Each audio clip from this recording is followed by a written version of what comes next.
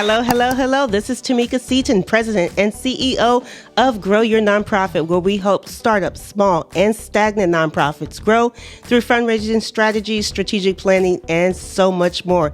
Before we get started, I'd like to thank the sponsors of my podcast, Hodges University with campus in Fort Myers. Stay near, go far. They change lives for the better. Trinity Life Foundation Naples, helping at-risk youth change their lives around through enrichment programs. Also, AVID stands for Associations of Haitians Living Abroad. They just opened an amazing community resource center right here in the beautiful Fort Myers, where they will help you with your FEMA applications, housing, utility billing, and so much more. Last but not least, VaxTruth, funded by the Centers for Disease Control and Prevention by Emmanuel Lutheran Communities, raising awareness in the Black and Brown communities about the vaccine, COVID-19, and community resources available. Without further ado, guys, you are in for a treat. We have Chelsea Seibel, CFP. We have to ask what that CFP stands for. She is a financial consultant with Manning Napier. Welcome, Chelsea. Thank you. I'm so excited to be here. I am so happy that we were connected through the Fort Myers Chamber of Commerce. Someone said you have to reach out to her. You guys will be a great match for the business that you do, specifically focusing on nonprofits. So we're going to talk about endowments, but before we do, can you please tell us a little bit about your background and experience? Yeah, absolutely. So I'm originally from Maryland, but I fell in love with the Southwest Florida area, and 2 years ago I moved down, and I haven't looked back since. Wow. Yeah, not hard to do here in Florida. I've been in the financial industry a little over a decade, and as you said, I'm a certified financial planner. I love working with individuals and families, but also nonprofits. Mm-hmm. So my company, Manning Napier, we work with over 230 foundations, endowments, and nonprofits of all sizes. And it totals over $2.2 billion in Wow. assets. That's really amazing. Nonprofit, I worked in government and I worked in the for-profit sector. But when I found nonprofit, I knew that I stumbled upon something, because the first time in my career, when I was waking up to go do my job, I knew what I was doing, which was raising money, was impacting the lives of someone else. And that's more fulfilling than, of course, we want to make a lot of money, but it's also fulfilling knowing that what you do is making a difference. So when I decided to go out and start my own consulting firm, I knew nonprofits is where I wanted to focus on. So thank you for what you do. What you do is very important. Well, as you said, it's I love helping individuals and families, but there's just that extra step when you're helping nonprofits grow. You're helping the community by helping that mission grow and make a bigger impact. So, I love the nonprofit space. Yes. So my clients are really the startups. I call them the babies, and they're the ones who are really not raising a whole lot of money. They really don't have a budget, but they find a way to procure my services.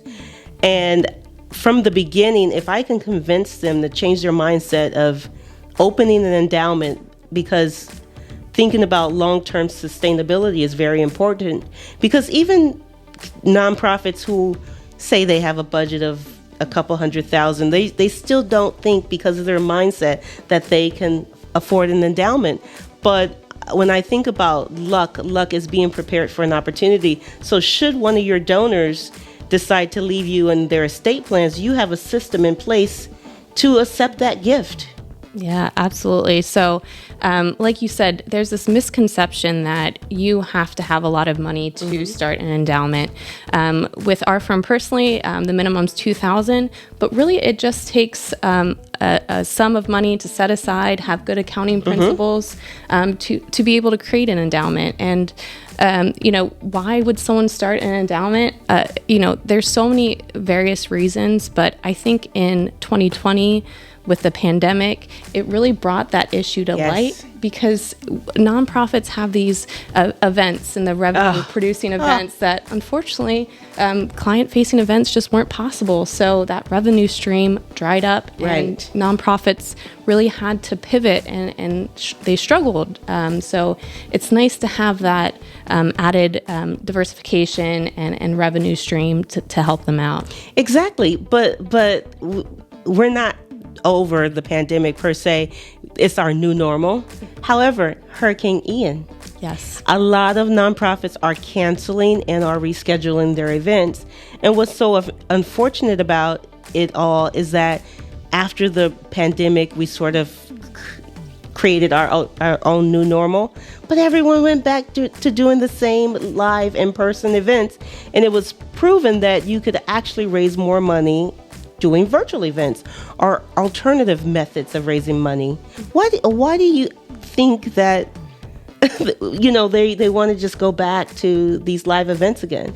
I think it's that comfort zone, especially these longer known nonprofits. They've just been doing this for so long that it's hard to really make that change and make it permanent and make it flexible. So right. And a nonprofit, say small, which the babies I deal with, they might say, well, I don't have the $2,000 to get started. What I always recommend, and maybe you have some recommendations or could share with us what you've seen other organizations do. But when I was the director of one of the organizations that was a small baby, what I did was set a policy. If whatever events we had, because we had car washes, we had just different little fundraising events, and then we had a gala.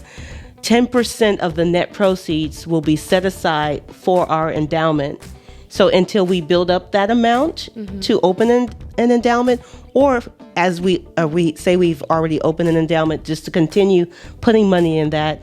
And then if we had a gift policy, if someone left us $300,000, maybe we have a policy of putting 50% into our endowment. But starting somewhere, what have you seen and other nonprofits do? Yeah, no, I think that's a great idea. And I think it all starts with a conversation with your board of directors and really figure out, what is the objective here? What are you trying to accomplish? There's really three main types of endowments. You have your permanent endowments, which most people are familiar with. It's to help the organization continue in perpetuity. Okay.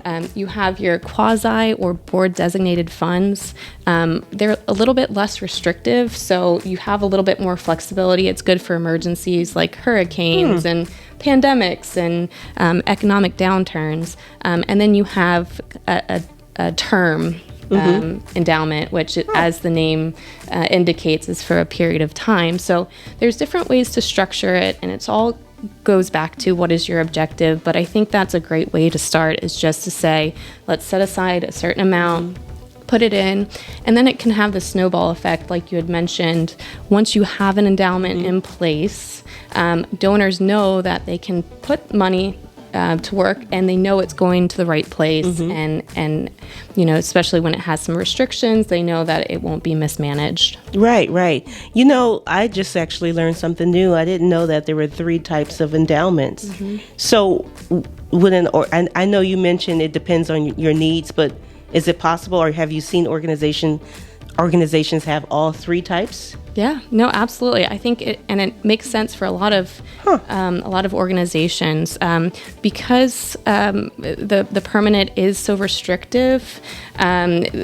Sometimes it doesn't help in situations like emergencies, so that's where they would have two types. Or if you have a specific goal in a time period, that's when the term endowment might come into play. So when you say permanent, can you elaborate as to the features of a permanent endowment? Yeah, so essentially what it comes down to is you want those funds to last I keep saying in perpetuity, but forever. Right. So it's going to have some guidelines in there to say, you can't pull out a significant part of the principal. So they're whether it's, you might have something that says 4% of the fund is withdrawn each year to help with the mission of the organization. And then that's where you figure out, okay, if you do have a significant funds, how is it invested, right? So you have to have in place an investment policy in there. And then your board has to be on board because they have a fiduciary responsibility to do what's in the best interest of the nonprofit. Oh, interesting. Huh. Yeah, because I'm just blown away because I thought that was the only type of endowment where you put the principal and then you extract a certain amount of interest on an annual basis, or you could elect not to and just let it grow. So that's really interesting. So what are some of the ongoing responsibilities to consider once you create an endowment? Yeah, so going back to that fiduciary responsibility, the board, of course, if you have a board, they're going to be there for the right reasons, or you hope they are, right? But having that fiduciary responsibility, there's typically, you want to have a written process for showing that you are doing your due diligence. So a lot of organizations have a checklist that annual basis, we look at who's managing the funds, what's in there, what are we withdrawing, is it in line with the objective? So I think that's a really important factor. If you have an investment manager, every 3 to 5 years, we typically recommend having a request for proposal, which just means that you bring in other investment managers and say, okay, it makes sense to keep our investment manager. They're doing a good job, but there's a lot of factors, whether it be fees, performance. Are they doing other things for you besides just investment management? They might have a higher fee, but they're helping you on the marketing aspect. They're doing other things. So that can be a good thing to come back to every 3 to 5 years and just making sure that it's they're doing a good job for you.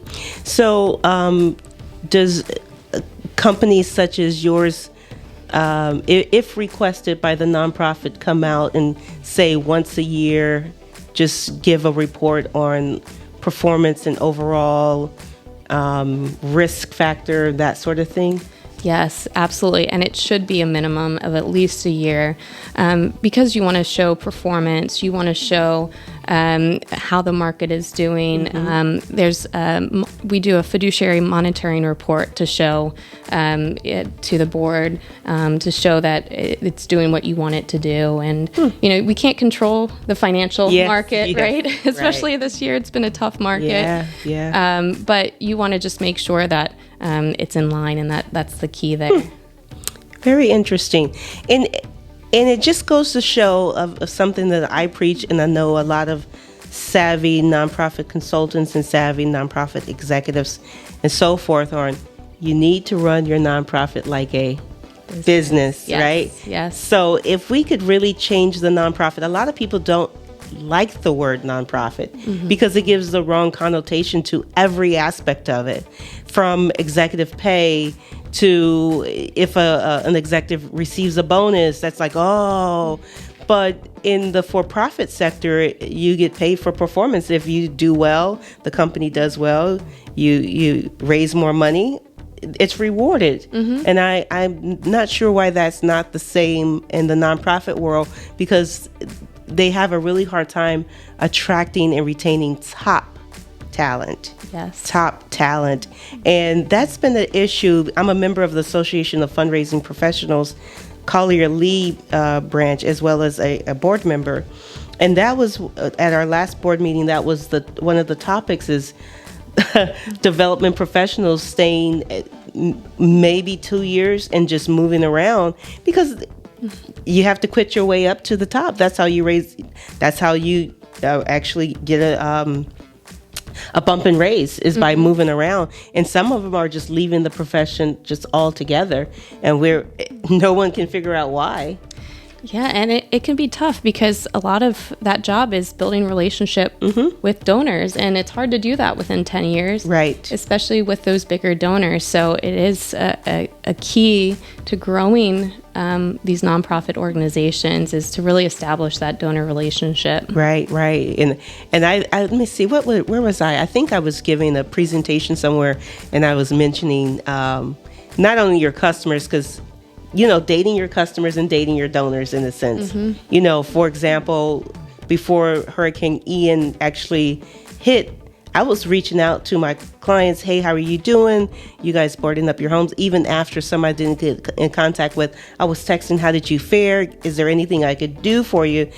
And not just touching them or reaching out to them for money, just when you want to ask for money or purchase a ticket to my event, building a relationship there, and they don't mind helping in need. And I'm also curious as to what nonprofits are doing now with Hurricane Ian, because a lot of people lost their homes, their cars, and so much. And some people were not impacted. However, nonprofits need support even more so. So what I don't want them to be is shy to ask for help. Just like during the pandemic, a lot of them didn't ask for help, and they ended up having to lay off staff and just really making dramatic changes. So yeah, and and that goes back to the endowment having that extra flexibility and savings, because I'm on a board of a local nonprofit, and they had employees stay extra overtime. So then they had to pay out overtime pay to those employees. Well, if you haven't accounted for that, or you don't have the emergency savings,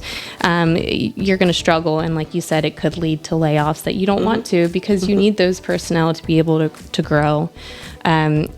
I'll also mention too, because this kind of ties to endowments, is it's really important to have a gift acceptance policy before structuring an endowment. And why I say that is because you never want to insult a donor. And this can help prevent that by having it in place prior to. There's different ways to give, and it's not just cash. And we've seen donors be very creative, whether it's giving timeshares, used cars, real estate. Yeah. And it might actually cost the nonprofit more than the value of the actual gift. Yes. So you may have to put that in place so that you don't encounter something that you have to say, sorry, we can't, take back your gift, essentially. But if it's already in the policy, say we're just not allowed to take that. Oh, that's a very good point. Is there a rule of thumb or a suggestion as to what percentage of an organization's budget should be coming from their, interest from the endowment? Every organization is so different, whether it's the amount of money it takes to run the organization, to how much they give back. There's flexibility with some organizations, whereas others, they need the full amount of revenue every year, no matter what. So I think it just depends on the organization. Interesting. I always said, I don't know where I got this number from. I don't know if I saw a presentation or a webinar, but the number I got was at least 30% of your revenue should be coming from income from your endowment. So figure out what's your annual budget and what percentage of that. So if your annual budget is $1 million, and then what's the 30% is that $300,000. So what principal you need in your endowment in order to yield that amount of money every year. So you always have 30% of that, and then your 70%, maybe it's a combination of grants, maybe you have events and individual donors and your annual appeal, Giving Tuesday, or whatever that combination is. So you have like the multiple streams. So interesting. But that's a great point. I mean, the whole thing is having a plan. Right. And working with your board, figuring out, especially if you're a startup and you don't have an endowment yet, what are these revenue generating activities, and where are you getting it from, and can you set aside money, and as you start to, like you said, date your donors, and I know we're going to talk about this in the next section sections. But, what can they give and how can you structure the gift to be most beneficial to the donor? So, exactly. That was exactly my next question. Why is it important to be aware of gifting strategies in the current financial environment? I think, did we ever cover that kind of, sort of? So a little bit. So it's really important. It's important because to be aware of the financial environment and how to best take advantage of the situation and how to help donors get the most out of giving to the organization. Very important. So what type of assets can a donor gift?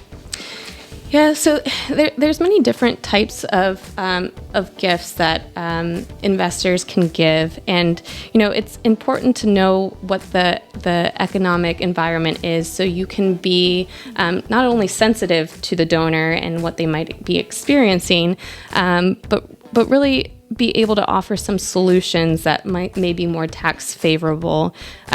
So let me just start with kind of where we are in the economic environment, so some of these strategies kind of make sense.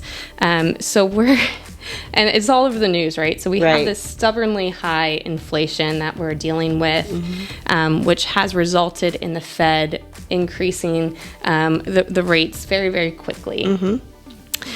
So the stock market has not liked that. We're in a bear territory, which is just a fancy word of saying we're down over 20%. Okay, I was just about to ask, what does that mean? Because that's scary. I don't like bears. Yes. So we're seeing a lot of red, and it's across the board. So historically, when stocks are up, bonds are down, and vice versa. This inverse relationship. Well, that's not the case this year. So everything is down. Okay. Which it's good for nonprofits to know, because that can change the giving environment, right? So donors don't have as much, they might be strapped for cash, or maybe they don't want to sell assets while they're down. So it's good to know these things, just to be aware of what donors are dealing with. When you say assets, do you mean their stocks and bonds in the investment market? Yes. Okay. Yes. Because when I'm thinking about assets, I'm thinking about like houses, cars, or things like that. So thanks for that clarification. Yes. So, you can give other assets. So going back to your original questions, you can give cars, you can give appreciated stock, which just basically means say you have Apple stock and you bought it for a certain price and now it's appreciated. If you sell that stock, you have to pay taxes on it.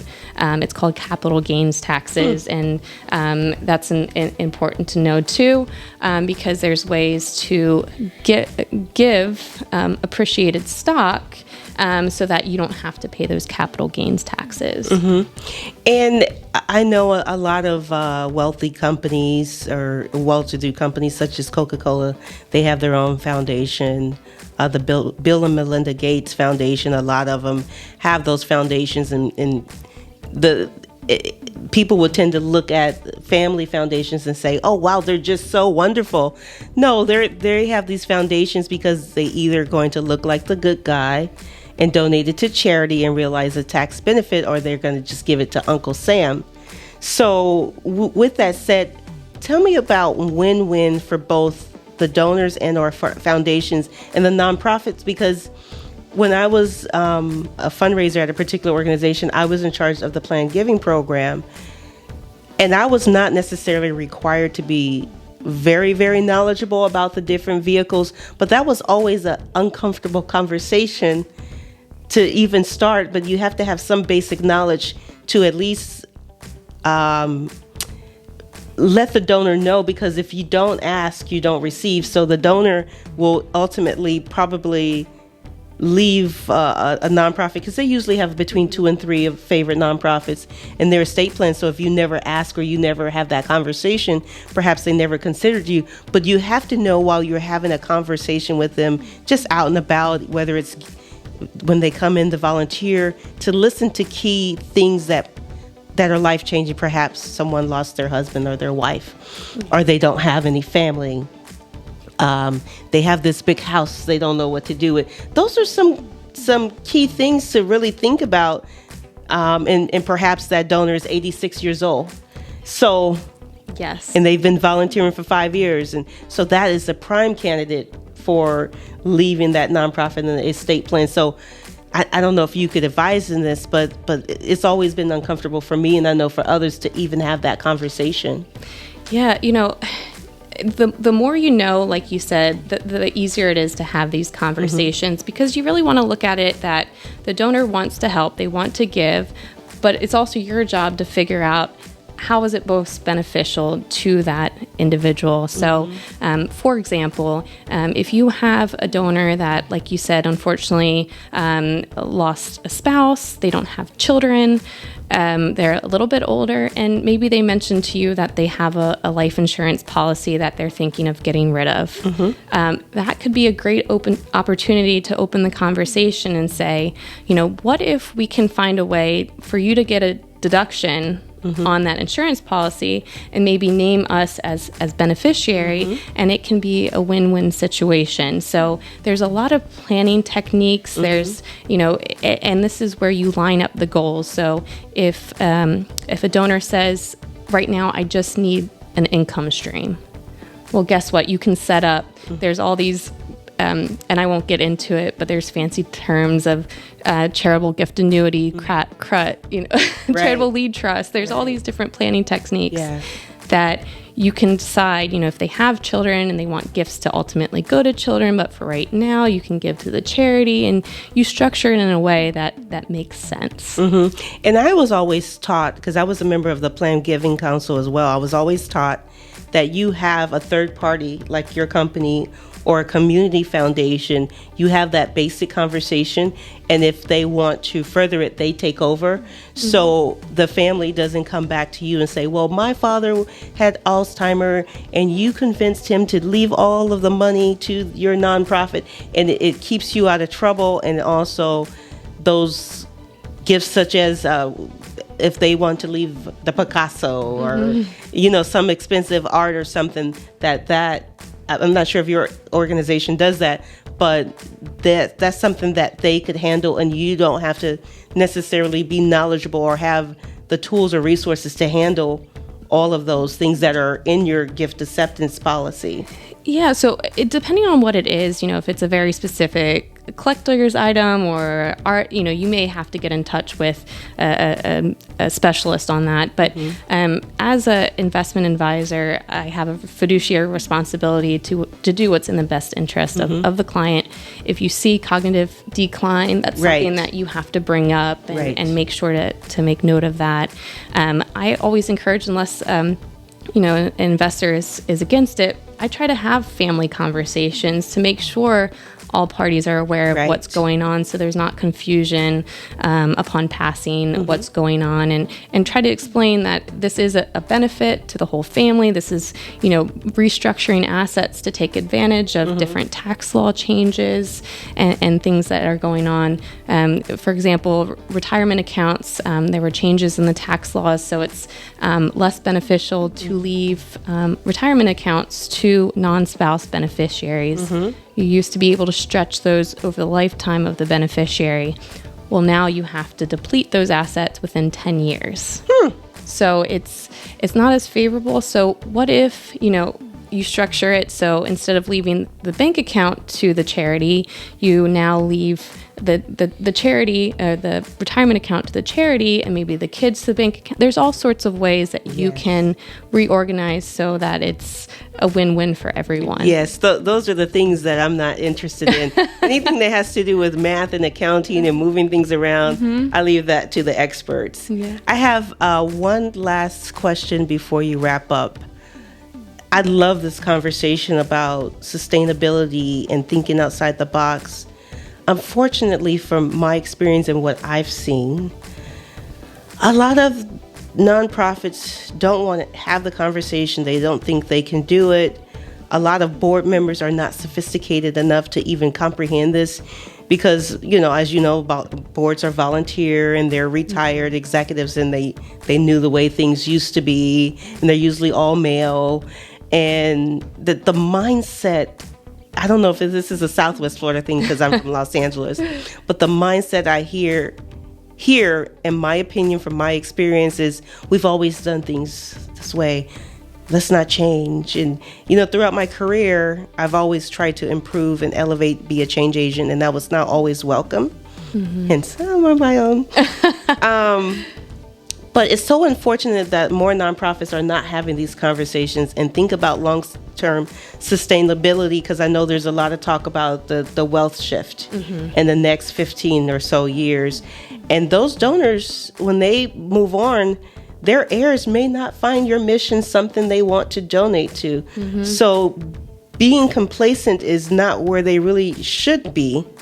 So what advice could you give to nonprofits out there listening to convince them that this is really important? Because I don't believe that enough nonprofits are thinking about endowments. No, and you're exactly right. I think board diversification is so important, not only for continuing the organization, thinking outside the box, connecting to the next generation. It can mean talking about these strategies with donor advised funds. Donor advised funds allow that original donor to name a successor, which gets the kids involved with the mission, and you can have them designate maybe your particular organization. So I think endowments really allow for that flexibility, going back to hurricanes, pandemics, who knows what's in the future here, but endowments really allow for being able to shift, and it's so important to keep these